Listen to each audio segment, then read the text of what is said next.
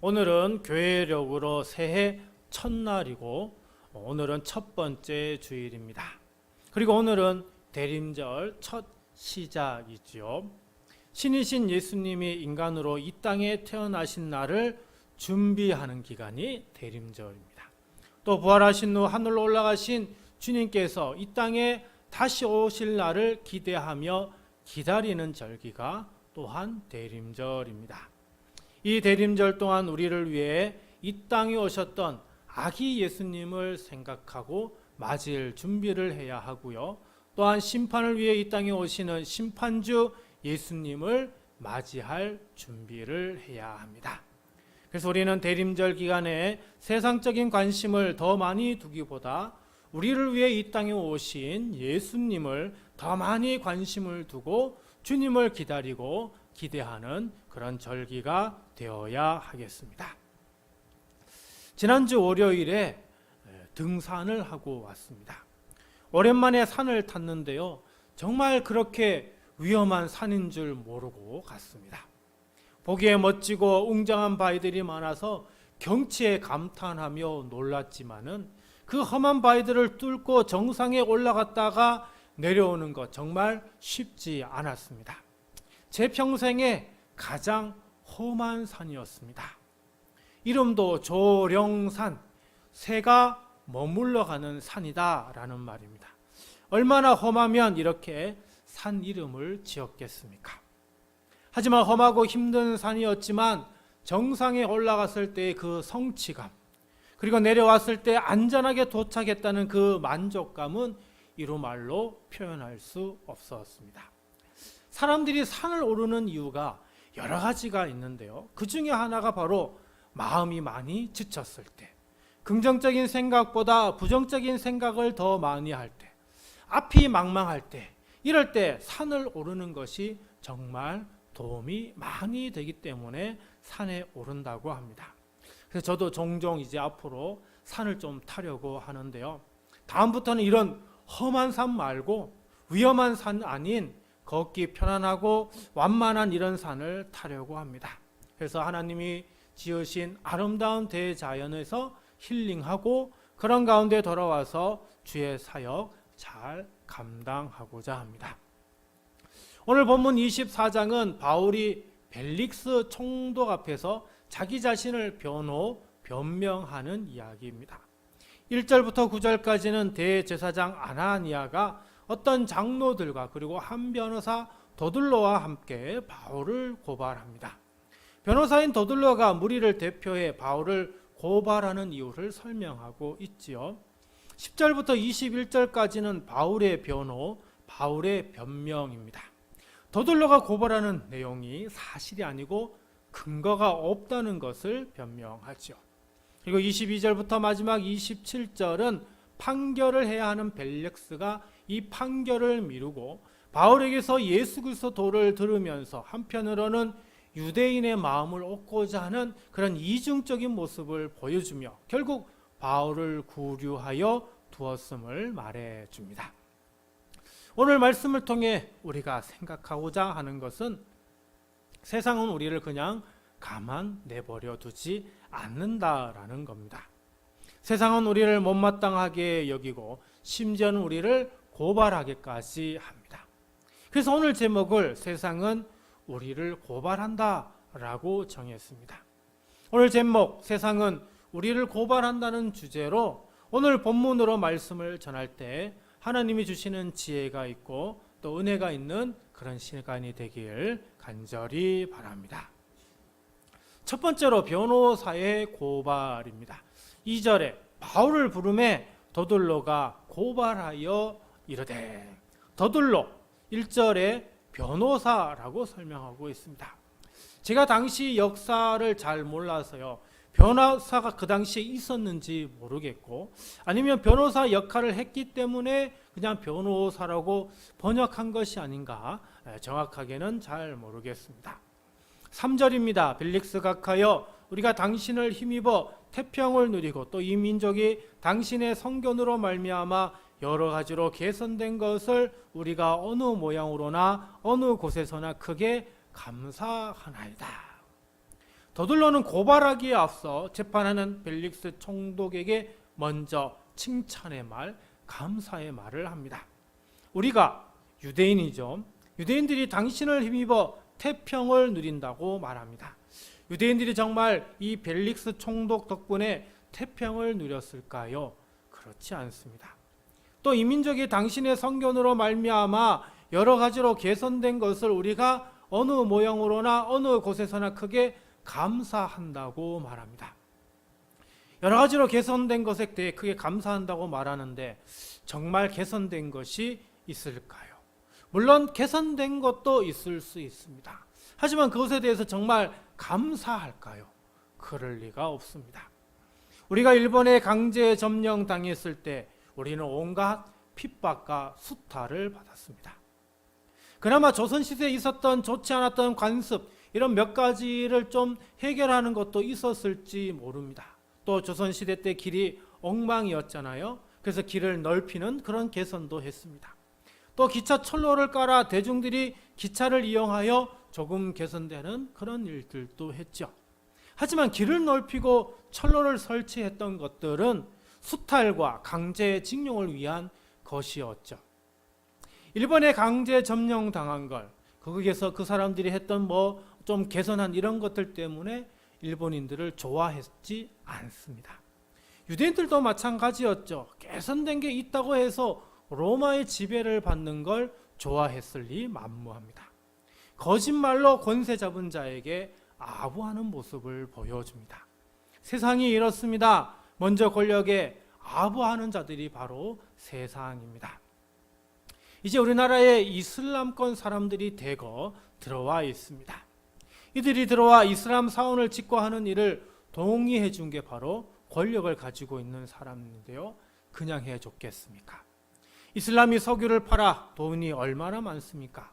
일하러 온 사람들이야 돈이 없지만 그 나라는 돈이 어마어마하게 많이 있습니다. 그래서 자기네 나라 사람들이 종교적 예식을 치르도록 이슬람 사원을 지을 수 있도록 로비를 한 건 누구나 다 알고 있습니다. 또 신천지, 통일교, 하나님의 교회, 정명석 등 이단들 돈이 얼마나 많습니까?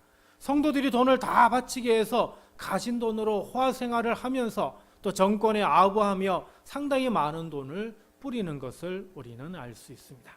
이처럼 먼저 정권에 아부하는 집단이 바로 이런 무리입니다. 그런 다음에 우리 그리스도인을 고발하고 비방하죠.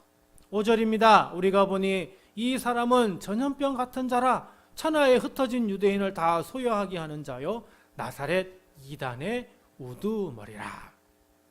바울을 뭐라고요? 전염병 같은 자라고 합니다. 왜? 흩어진 유대인들을 다 소유하게 하기 때문이라는 거죠. 유대인을 다 떠들썩하게 들고 일어나게 한다는 말입니다. 이 말은 유대인을 들고 일어나게 해서 지금 이스라엘을 다스리고 있는 로마 정권의 반기를 들게 한다는 그런 뜻입니다. 그러면서 바울을 뭐라고 얘기하죠? 나사렛 이단의 우두머리라고 합니다. 그러니까 지금 예수 그리스도를 믿는 사람들이 로마 정권의 반기를 들고 있고 그리고 그 선봉에 있는 사람이 바울이라고 이렇게 고발하고 있는 것이죠. 여러분 맞는 말일까요? 그렇지 않습니다. 그리스도인이 로마의 반기를 들고 있습니까? 그렇지 않았습니다. 바울이 예수님을 믿는 사람들의 우두머리였습니까? 그렇지 않았죠. 다 틀린 말을 하고 있습니다. 또 6절입니다. 그가 또 성전을 더럽게 하려 함으로 우리가 잡았사오니. 바울이 성전을 어떻게 해요? 더럽게 하려 하고 있다. 그러니까 아직 바울이 성전을 더럽게 한 것은 아니죠. 바울이 성전을 더럽게 하기 전에 잡았다는 건데 그럼 바울이 어떻게 성전을 더럽게 한다는 말일까요? 이방인을 성전에 드린다는 말입니다. 율법에 이방인은 부정하기 때문에 성전에 드리면 안 된다고 기록하고 있기 때문이죠. 하지만 바울이 이방인을 성전에 드리려고 준비했습니까? 그렇지 않습니다. 사도행전 21장 29절을 통해 이것이 사실이 아님을 알 수가 있습니다. 즉 더둘러의 말은 모두 다 틀린 말이었습니다. 그럼에도 더둘러는 이 두 가지를 가지고 바울을 신문해 보면 다 알 수 있다고 7절에 말하죠. 그리고 8절입니다. 유대인들도 이에 참가하여 이 말이 옳다 주장하니라. 심지어는 유대인들까지 참가하여 더둘러의 말이 옳다고 주장하였습니다. 바울이 그리스도인의 우두머리가 되어 쿠데타를 일으키려고 유대인들을 소욕해 한다고 주장하고 있는 것이죠. 이처럼 세상은 우리가 잘못한 것이 아닌데도 불구하고 마치 우리가 세상에 나쁜 짓을 골라 하는 것인 양 왜곡하고 변질시킵니다. 물론 교회가 세상에 항상 선한 영향력을 끼치는 것은 아닙니다. 때로 좋지 않은 모습을 보여주기까지 하죠. 목회자의 탈선, 헌금을 개인적으로 도용, 목사와 장로, 장로와 장로, 그리고 교회 안의 성도들 간의 다툼으로 항상 시끄러운 교회, 이런 교회들이 적지 않습니다. 하지만 모든 교회가 그런 것이 아니지요. 사실 극소수의 교회가 이런 모습을 보일 뿐 대다수 교회는 그렇지 않습니다. 그런데 세상은 이런 몇몇 교회의 모습이 모든 교회의 실상이라며 맹비난하고 그리고 고발하기까지 합니다. 우리는 이런 세상의 잘못된 증언에 놀아나서는 아니 됩니다. 그러면 우리는 어떻게 해야 합니까? 바울처럼 분명하게 자기 변명할 수 있고 자기 변호를 할 수 있어야 합니다. 두 번째로 우리가 볼 것은 바로 바울의 변명입니다. 10절부터 13절 그리고 17절부터 21절까지가 바울의 변명입니다. 먼저 10절입니다. 총독이 바울에게 머리로 표시하여 말하라 하니 그가 대답하되 당신이 여러 해 전부터 이 민족의 재판장 된 것을 내가 알고 내 사건에 대하여 기꺼이 변명하나이다. 바울은 총독에게 아부하지 않습니다. 단지 유대인의 재판장이 된 것을 알고 있다며 자기가 기꺼이 자기 변호를 하겠다고만 말할 뿐입니다. 11절입니다. 11절 12절입니다. 당신이 아실 수 있는 바와 같이 내가 예루살렘에 예배하러 올라간 지 열이틀밖에 안 되었고 그들은 내가 성전에서 누구와 변론하는 것이나 회당 또는 시중에서 무리를 소동하게 하는 것을 보지 못하였으니. 바울이 예루살렘 온 지 어떻게요? 열이틀밖에 되지 않았다. 사람들을 소동시키고 할 수 있는 그런 기간이 아니라는 거죠.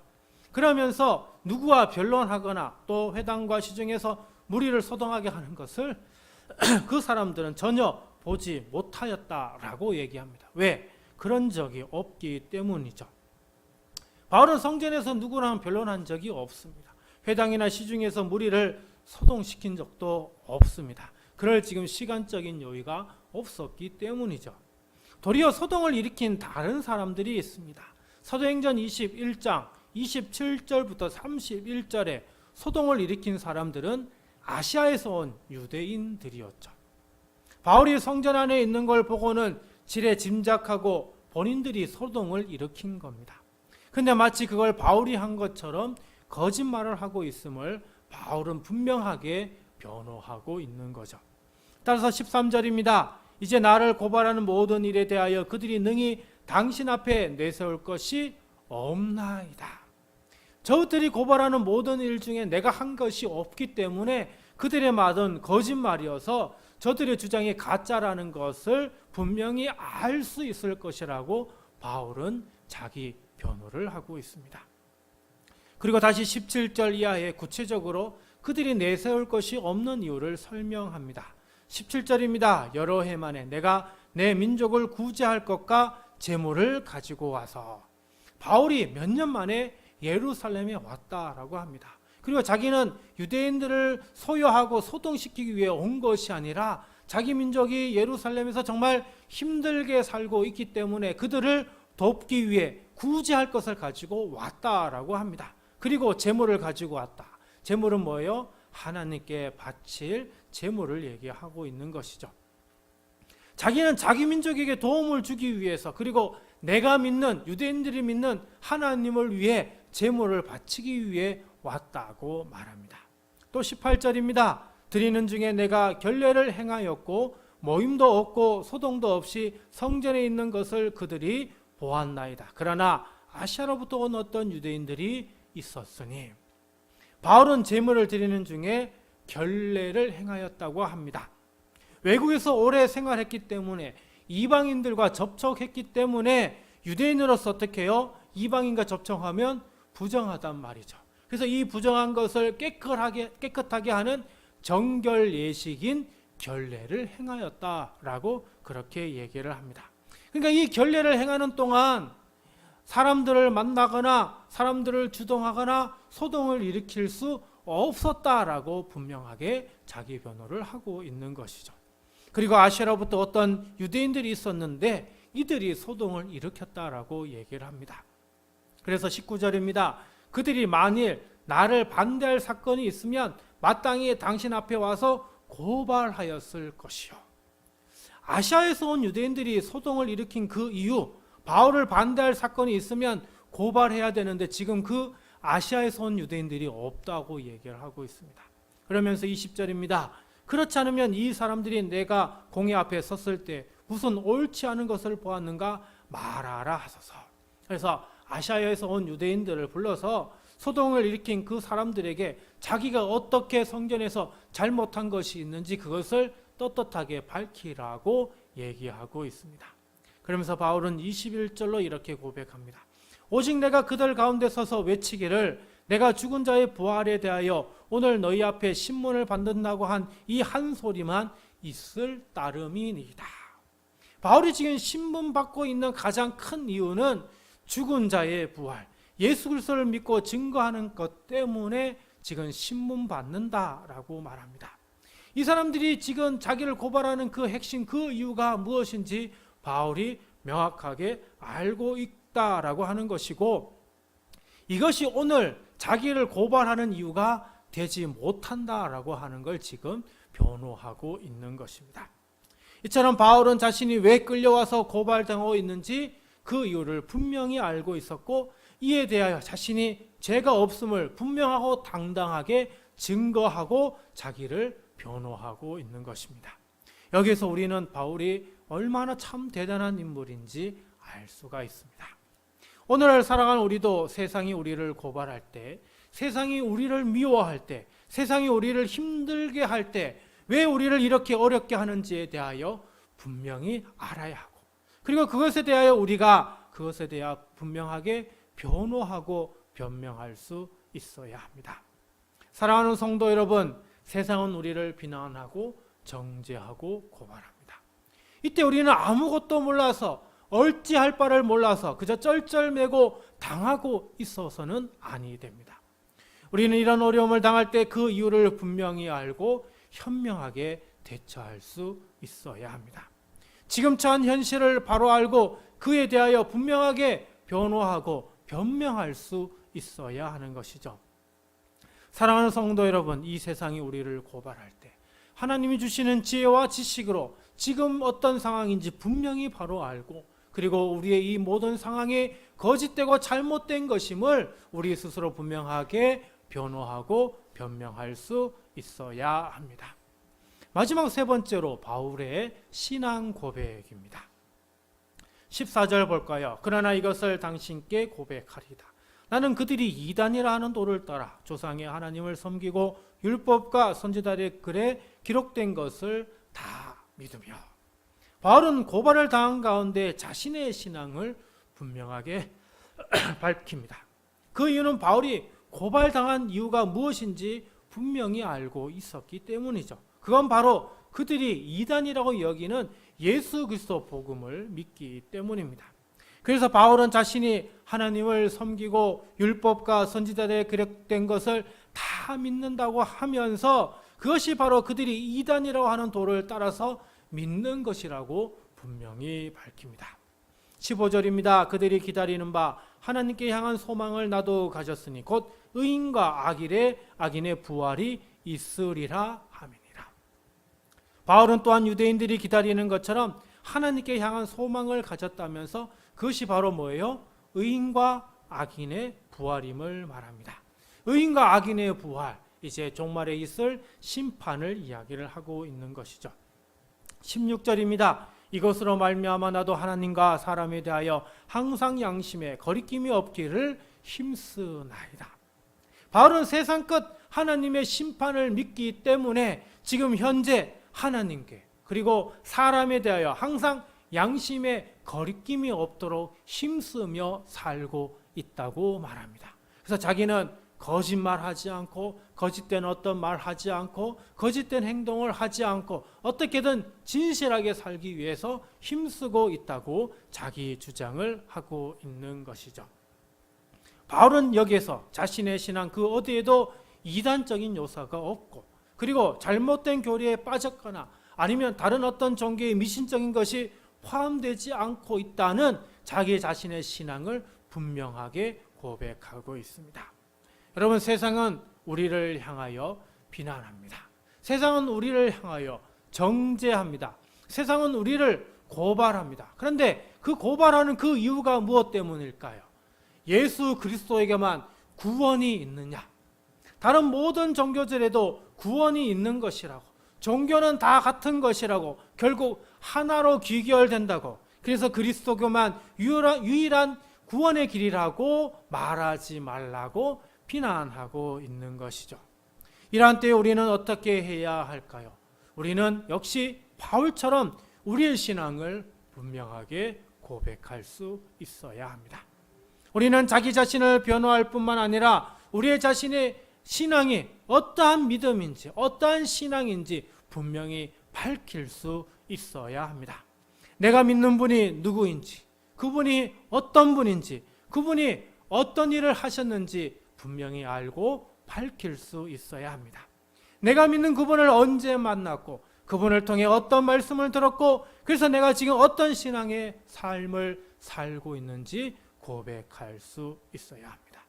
무엇보다 우리는 세상 끝날에 있을 심판을 알고 그래서 지금 하나님에게 선하고 바른 신앙의 모습으로 살아가야 하고 또 사람에 대하여서도 악한 모습으로 삶을 살지 않고 양심에 거리낌이 없도록 진실하게 삶을 살아가고 있음을 고백할 수 있어야 하는 것입니다. 사랑하는 성도 여러분, 세상이 우리를 고발하는 이때 그들이 왜 우리를 고발하는지 그 이유를 분명히 알고 거기에 걸맞게 하나님이 주신 지혜와 지식으로 대응하여 우리 자신을 분명히 바르게 변화할 수 있기를 바랍니다. 단 우리를 고발하는 이들의 말에 넘어가지 않고 오히려 그들의 어리석음을 깨닫게 할 수 있는 바른 신앙의 고백을 할 수 있는 저와 우리 모두가 될 수 있기를 간절히 바랍니다.